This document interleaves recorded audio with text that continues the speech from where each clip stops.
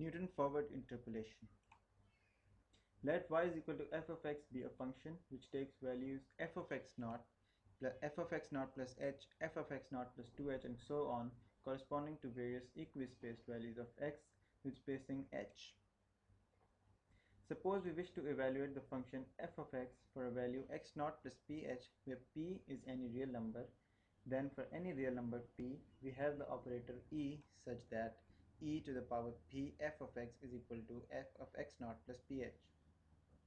This is known as Newton's forward difference formula for interpolation, which gives the value of x naught plus ph in terms of y naught, and its leading differences.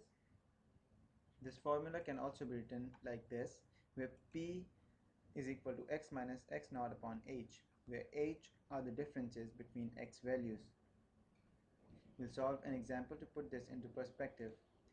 Evaluate f of 15 given the following table of values. First of all, we can see that x values are equispaced, hence we can use the Newton forward formula here. Next, we have to find the value of y at x is equal to 15.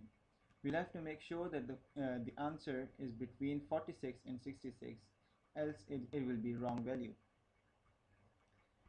So we have to tabulate the values here, finding the differences between y values, between the consecutive y values, which we'll term as delta y. The differences between consecutive delta value are called delta square y, and so on, until we have a single value remaining in the end.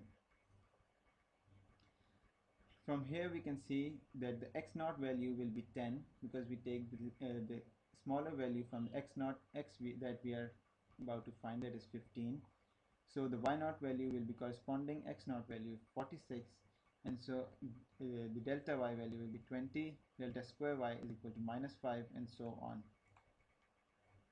We have written the data here. We can calculate p from x minus x naught upon h. We have seen that h is 10. The differences between the x value, we can see that is constant and it's 10. We have p, we have Newton's forward formula as this here. We have y naught value, we have delta square y naught value, we have p value, and so on. We have delta cube y naught value, delta 4 y naught value. When we put that into formula, we have this form here. From this form we can see the answers coming out to be 46, 10, 0.625, and so on. When we add up these values, we get 56.8672, correct to 4 decimal places.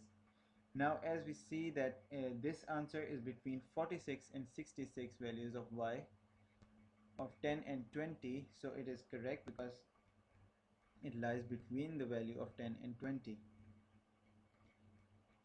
That's all for Newton forward difference interpolation. Thank you very much.